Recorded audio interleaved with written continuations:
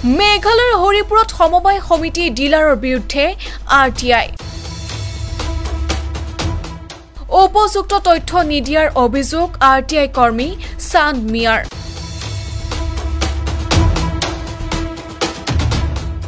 সম্পূৰ্ণ তথ্য বিচাৰি শ্ৰীলংৰ খাদ্য আৰু যোগান বিভাগৰ আয়ুক্তলৈ লিখিত দাবী চুবুৰীয়া ৰাজ্য মেঘালয়ৰ পশ্চিম গাৰো পাহাৰ জিলাৰ হৰিপুৰ প্ৰথম খণ্ড গাঁৱৰ চানমিয়া নামৰ এই ব্যক্তিগৰাকী এজন RTI কৰ্মী গাঁওখনৰ ৰাজিউল ইছলামৰ নামত থকা সমবায় সমিতি ডিলাৰৰ নামত চৰকাৰীভাৱে আবণ্টন হোৱা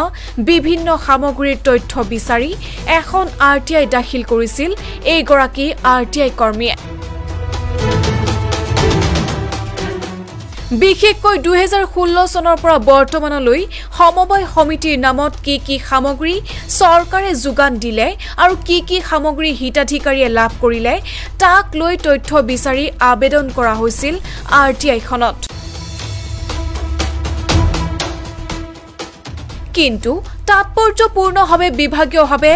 RTI কৰ্মীজনক সামান্য তথ্য যোগান ধৰি সম্পূৰ্ণ তথ্য লুকুৱাই ৰখাৰ অভিযোগ তুলিছে এইগৰাকী RTI কৰ্মীয়ে আমি RTI করছি হ্যাঁ ডিলারের কন্ট্রোলের রাজিউল ইসলামের তো পার্ট 1 এর মধ্যে RTI করার পরে আমি 23 ফেব্রুয়ারির মধ্যে RTI করছি অনলাইন করার পরে আমার মোটামুটি 2 সপ্তাহ আগে আমাকে দেখা ছিল জাদেঙ্গিরি আমার কপি দিছে কপি দেওয়ার পরে দেখাইছে পরে গেলে কিছু সংখ্যা কাগজ দেয় আর কিছু সংখ্যা কাগজ না দেয় মানে 100% কাগজ যদি চাচ্ছি 30% কাগজ দেয় জোর জবরদস্তি কয়েকটা সাইন করে এই কাগজগুলি নিয়ে যা আমি তো কাগজ নেই না এমনি আসছি আসার পরে ফিরে রিপোর্টের আর একটা অ্যাপ্লিকেশন শিলং দিছি দেওয়ার পরে কাক দিছে কাক কমিশনার সেক্রেটারি শিলং দেওয়ার পরে একটা কপি দিছে ওই কপিতে এলা কোনো আমার কোনো কন্ট্যাক্ট কোনো কিছু করে নিকে কাজের ডেটের মধ্যে মানুষ চালটো দিছে না দেয় কমপ্লিট এক বছৰত কিমান এলটমেন্ট হৈছে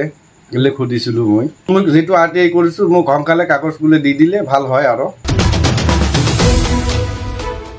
এই বিষয়টোক লৈ RTI কৰ্মীজনে ইতিমধ্যে সম্পূৰ্ণ তথ্য বিচাৰি শ্ৰীলংৰ খাদ্য আৰু যোগান বিভাগৰ আয়ুক্তলৈ এখন লিখিত আবেদন দাখিল কৰিছে